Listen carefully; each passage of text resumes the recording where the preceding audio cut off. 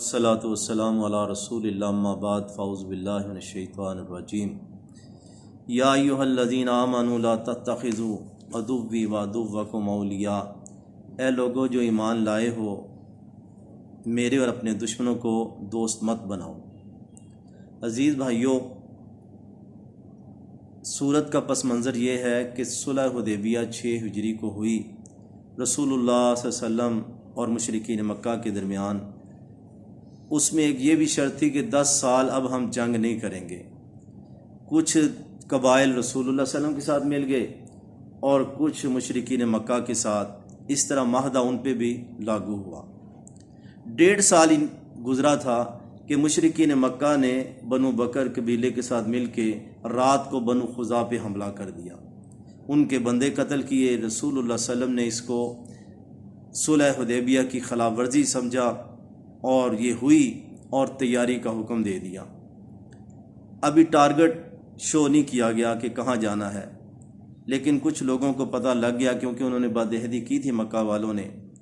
تو رسول اللہ صلی اللہ علیہ وسلم کے ایک مہاجر صحابی، بدری صحابی حضرت حاتب بن ابی بلتہ رضی اللہ تعالیٰ عنہ نے ایک خط لکھا، اور ایک لونڈی آئی تھی مکہ سے مدینے کی طرف، اس کو کچھ پیسے دیے کہ یہ خط مکہ کے سرداروں کو پہنچا دے۔ وجہ یہ تھی کہ ان کی ماں، ان کے بھائی ادھر تھے اور یہ ایک احسان کرنا چاہتے تھے کافروں کی طرف، تاکہ میری ماں اور میرے بھائیوں اور اولاد کو کچھ نہ ہو۔ تو رسول اللہ صلی اللہ علیہ وسلم نے دعا بھی مانگی تھی، اللہ اس حملے کو خفیہ رکھنا۔ اب آپ کے ہی ایک صحابی نے اس کو لیک آؤٹ کر دیا۔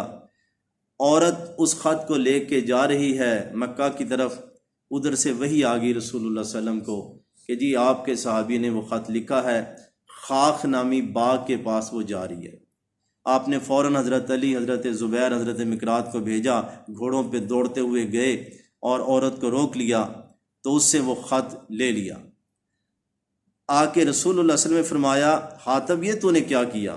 کہا اللہ کے نبی میرے بارے میں جلدی نہ کیجئے، میں مرتد نہیں ہوا، اپنی ساری وجہ بیان کر دی۔ آپ نے فرمایا بھی حاتب نے سچ کہا ہے، لیکن معاملہ بڑا سنگین تھا۔ حضرت عمر کہنے لگے اللہ کے نبی آپ حکم دیں میں اس کی گردن اتار دوں۔ آپ نے فرمایا عمر، اللہ نے آسمان سے جھانک کے بدر والوں کو کہا تھا میں نے تمہیں معاف کر دیا ہے۔ تو بہرحال یہ صورت ساری اسی پہ ہے کہ ایمان والے لوگوں، میرے اور اپنے دشمنوں کو دوست مت بناؤ۔ تم محبت کے پیغام بھیجتے ہو، حالانکہ انہوں نے کفر کیا جو حق تمہارے پاس آیا۔ انہوں نے رسول اللہ صلی اللہ علیہ وسلم کو اپنے علاقے سے نکالا۔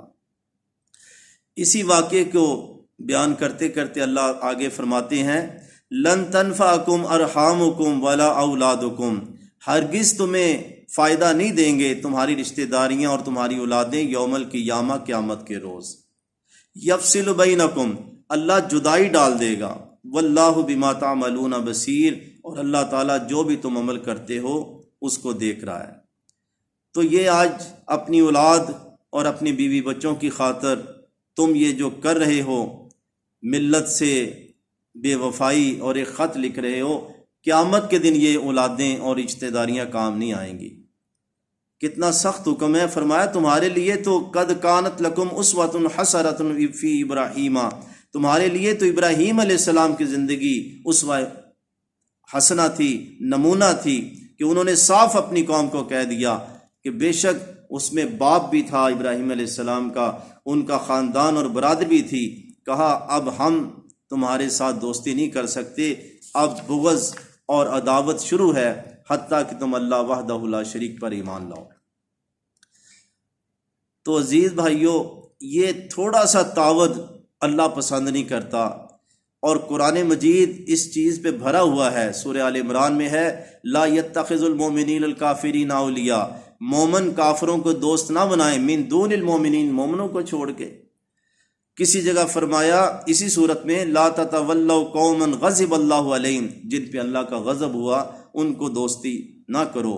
تمہارا باپ اور بھائی بھی ہو، اگر ان استحب الکفر علی الایمان، اگر وہ ایمان کے مقابلے میں کفر کو پسند کرتا ہے، پھر بھی ان سے محبت اور دوستی نہ کرو۔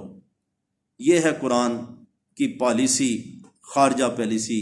آج ہم اپنے پاکستان میں دیکھیں کہ دوستی نہیں ہے بلکہ غلامی ہے، اور 75 سالوں سے وہ غلامی ہے، اور نمازیں بھی پڑھی جا رہے ہیں، روزے بھی رکھ رہے ہیں، حج عمرے بھی کر رہے ہیں، تو کس طرح اللہ کی خیر و برکت آئے گی؟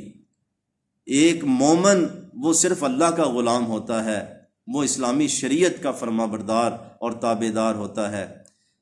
آج چلو ماضی کی تاریخ تو نہیں، ہمارے سامنے یعنی کہ ہوا ہمارے ملک میں کہ ایک وزیر اعظم روس چلا جاتا ہے، امریکہ ناراض ہو جاتا ہے، صرف گیا نہیں بلکہ وہاں سے تجارت کی بات کر رہا ہے، اور پھر اور ناراضگی یہ کہ یوکرائن پہ روس حملہ کر دیتا ہے اس کی موجودگی میں، اور یہ مذمت تک نہیں کرتا۔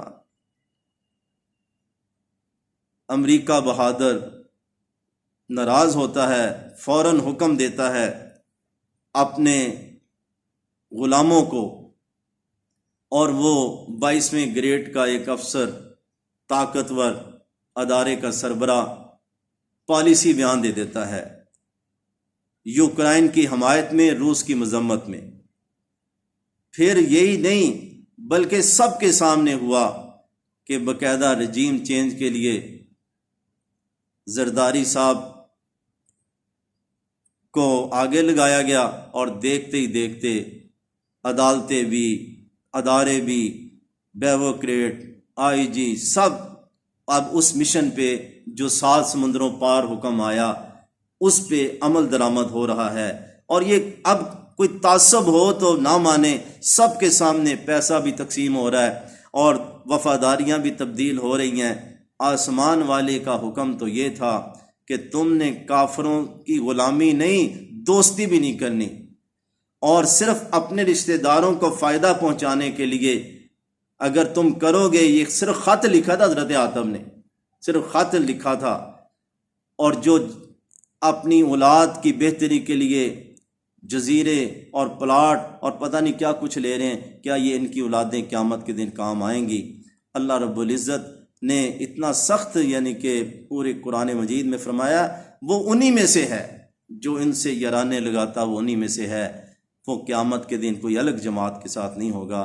تو ملت سے وفاداری اور امت کے ساتھ وفاداری، یہی حکم ہے۔ ملت کی غداری، امت سے غداری، سارا پاکستان بلک رہا ہے۔ لیکن آپ دیکھیں غلامی کہ ایک نے آرڈر ملا اور دوسرا اس کی تکمیل کر رہا ہے، یعنی کہ بالکل یکسوئی کتنی ہے کہ جتنے مرضی بندے بدلتے جائیں، ریٹائر ہوتے جائیں، لیکن 7 سمندر پار کے آرڈر کی فرما برداری مکمل یعنی کہ ہو رہی ہے۔ اللہ تعالیٰ جب تک زندہ رکھے، اسلام پہ زندہ رکھے، اور غلامی سے ہماری امت کو، ہمارے اداروں کو محفوظ فرمائے، آمین۔